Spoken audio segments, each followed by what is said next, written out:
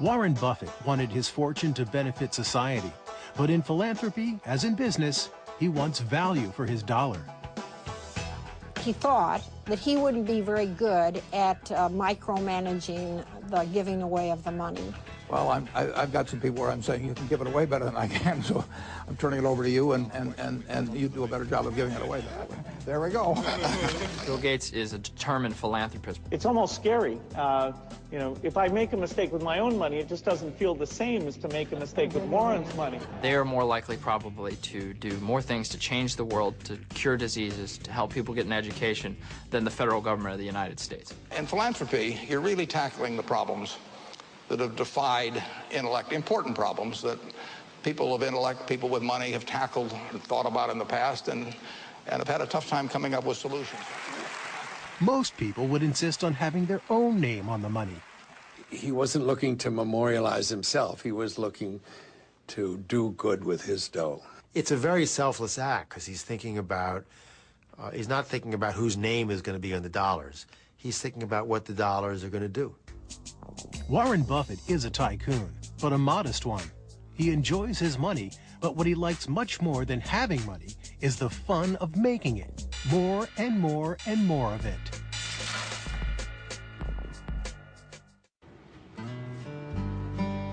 Warren Buffett, who had enough spare change to give away $37 billion to charity, has remained the American everyman. He shuns ostentation. Doesn't have yachts or fancy cars or a lot of the things that people tend to enjoy getting when they have a lot of money.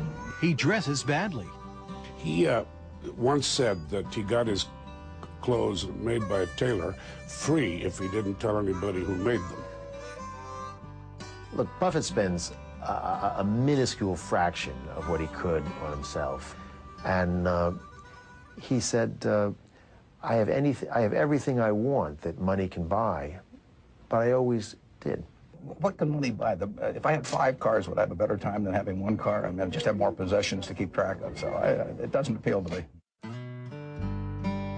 Warren Buffett seems like a character ready to step into It's a Wonderful Life. Although Buffett hobnobs with politicians, captains of industry, and other influential people, he is an aw-shucks Midwesterner who remains himself, even when appearing in the soap opera All My Children.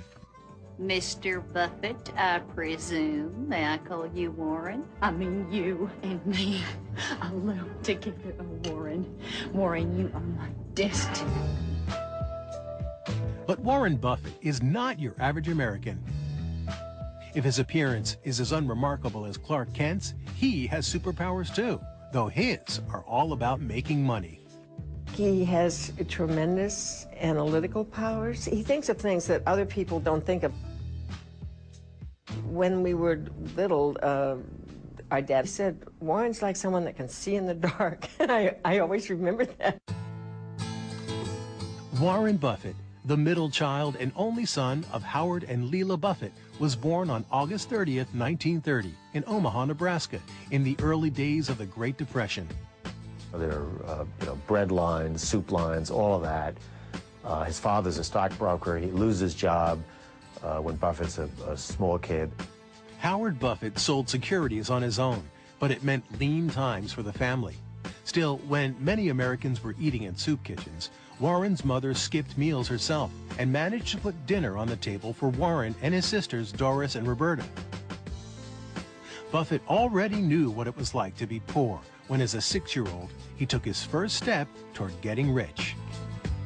He pays a quarter to buy a 6-pack of Coke from his grandfather's grocery store, and he sells them for 5 cents each. That's a 20% return, and that's really what he's done all his life. I think Warren inherited some of his ability, certainly with numbers, from my mother, because she was really good at that. She could add numbers faster than an adding machine. And from his father, he learned something equally important. You do not have to cheat or anything to make money. I think his influence on all of us was a strong sense of truthfulness, honesty, and setting standards for yourself. Warren really adored my father. Howard Buffett introduced his son to investing at an early age. Warren was only 11 when he and his sister Doris bought stock in the energy company City Service. Early on, I sensed that he knew what he was doing. We got 3 shares for $100. Of course, the stock went down. It went way down. Of course, he was in a panic. Then it came back. He sold for a little profit. But soon it went up to 200. He obviously learned it's not to sell too soon or something like that. I mean, he has always been, the habit's been to hold on to everything ever since then. Warren liked baseball, and he still does. He had many friends and behaved like other boys, with one exception. He was kind of a regular kid, except that he did these sort of beginning business things that probably some other kids weren't doing. He would go to gas stations and collect bottle caps. And then he'd bring them home and spread out newspapers and sort them out. And essentially, he was doing what we would call now marketing reports. He was figuring out what was selling. December 7th, 1941. In 1941, when the Japanese attack on Pearl Harbor sent America to war, A date which will live. Warren's Republican father was the only person in Omaha willing to run against the party of the popular wartime president. To everybody's surprise, he won. Soon the family was living in Washington, D.C., and 14-year-old Warren was back in business, this time delivering newspapers for the Washington Post. My mother, she got up at 4 in the morning and would make him breakfast, and she really helped him. She wanted him to succeed, and winning and succeeding was very important to her.